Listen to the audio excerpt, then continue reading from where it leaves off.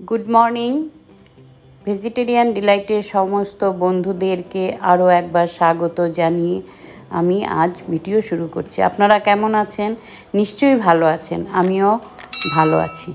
तो चलुन आमी रेसिपिटी शुरू करछि, आपनारा आमार संगे थाकुन, देखते थाकुन। आज आमी एकटी पिठे बोलतेई आमरा जानी साधारणत मिष्टि बा এইভাবে, কিন্তু আজকে আমি করেছি যদিও একটু এটার নাম হয়েছে পিঠে, কিন্তু এটি ঝাল পিঠের রেসিপি।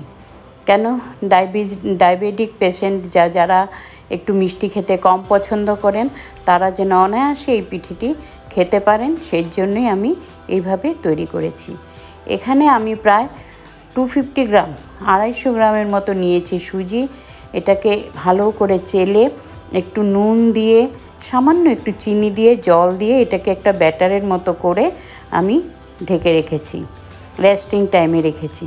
তারপর কি করেছি, এখানে নিয়েছি 250 গ্রাম মতো আলু আর নিয়েছি 1 মুঠো পরিমাণের মটরশুঁটি বা কড়াইশুঁটি নিয়ে এটাকে ভালো করে ধুয়ে পরিষ্কার করে আলুটাকে সিদ্ধ করে ছাড়িয়ে নিয়েছি।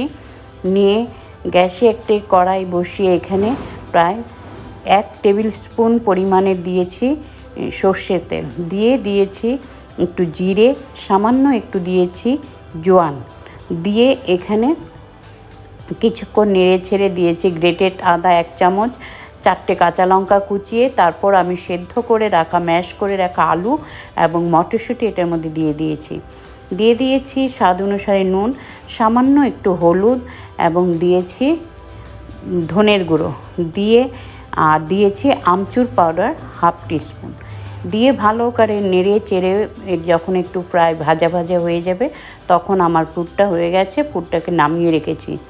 নামিয়ে পুরটাকে একটু ঠান্ডা হতে দিয়ে আমি একটু টিকিয়ার শেপ করে রেখেছি তাকে এটি দিতে সুবিধা হয়, বাটিতে দিতে সুবিধা হয়। তো তারপর আমি চলে এসেছি বেটারে রেখেছিলাম, সেখানে 1 প্যাকেট ইনো দিয়ে আবার একটু জল দিয়ে একটু হুইস্কারের সাহায্যে আমি এটাকে একটু ভালো করে নেড়ে বেটারটা গুলিয়ে নেব। তারপর আমি জল বসিয়ে একটা মোমো স্ট্যান্ড বসিয়ে রেখেছিলাম, যেটাকে আমি পিঠেটাকে ভাপে করব বলে। তারপর আমি এরকম 4টে ছোট ছোট বাটি, এরকম বাটি সাধারণত সবার বাড়িতেই থাকে ডাল তরকারি দেওয়ার, যে সেই বাটিগুলো নিলেও হবে, আপনারা চাইলে গ্লাসে বা কাপেও করতে পারবেন। তো আমি বাটি নিয়েছি, এটাকে একটু তেল ব্রাশ করে নিয়ে 1 হাতা পরিমাণ পর্যন্ত দিয়ে তারপরে আলুর টিকিয়া করে রেখেছিলাম সেটা এটার মধ্যে দিয়েছি, দিয়ে আবার একটু উপর থেকে ব্যাটার দিয়ে তারপর দিয়েছি যে মটরশুঁটি একটু সিদ্ধ করা বা বয়েল করা ছিল কয়েকটা, একটু দেখার সৌন্দর্যের জন্য, খেতেও ভালো লাগে, দিয়ে আবার একটু নেড়ে দেবো, ট্যাপ করে দেবো তাকে এর মধ্যে এয়ার বাবলস থাকে সেটা বেরিয়ে যায়। দিয়ে এখন যে জল ফুটছে ভাপে বসিয়ে রেখেছিলাম সেখানে আমি দিয়েছি, দিয়ে এরকম 7 থেকে 8 মিনিটের মতো ঢেকে এইভাবে যখন দেখব হয়ে গেছে ব্যাটারটা, তারপরে আমি নামিয়ে এইভাবে করে আমি সমস্ত আমার ভাপের পিঠেগুলো নামিয়ে নেব। তারপর আমি একটি ট্রেতে নামিয়ে একটু টমেটো কেচাপের সঙ্গে পরিবেশন করব। তো এটি খেতে বেশ মন্দ নয়, ভালোই লাগে। আপনারা ব্রেকফাস্ট রেসিপি করতে পারেন, ইভিনিং স্ন্যাক্সে, বা কেউ আসে এরকম যে যারা চিনি খেতে ভালোবাসেন না অথচ পিঠে খেতে ভালোবাসেন, তাদেরকেও আপনারা অনায়াসে সার্ভ করতে পারেন, বাচ্চাদেরকেও অনায়াসেই দিতে পারবেন। কেন এখানে কোনো রকমের ক্ষতিকারক জিনিস কিছুই নেই। তো এরকম একটা রেসিপি মাঝে মাঝে হলে মন্দ হয় না। তো বাড়িতে অনায়াসেই আপনারা আমার এই রেসিপিটি যদি পুরো ভালোভাবে দেখে থাকেন তাহলে আপনারা করতে পারবেন। তো এইভাবে করে আপনাদের যদি ভালো লাগে অবশ্যই লাইক, শেয়ার এবং ট্রাই করে এটা টেস্ট গ্রহণ করে তারপর কমেন্টের মাধ্যমে আমাকে জানাবেন।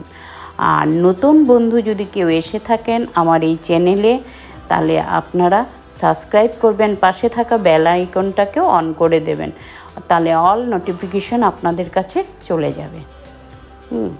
তো ধন্যবাদ বন্ধুরা, এইভাবে আপনারা আমার পাশে থাকার জন্য, সঙ্গে থাকার জন্য অনেক আপনাদেরকে ধন্যবাদ। তো আমি আশা করব যে আমার এই রেসিপিগুলো আপনারা যাই দেখছেন, যেটাই করছেন, সমস্তই আপনাদের ভালো লেগেছে বা ভালো লাগবে। তো এইভাবে যদি আপনারা কমেন্ট করে আমাকে জানান, তাহলে আমি বুঝতে পারবো যে আপনাদের মতামত। তো আপনারা সুস্থ থাকবেন, ভালো থাকবেন, আনন্দ থাকবেন, এবং আমি আবার আসব নতুন সময়ে নতুন কোনো ভিডিও নিয়ে আপনাদের জন্য। ধন্যবাদ।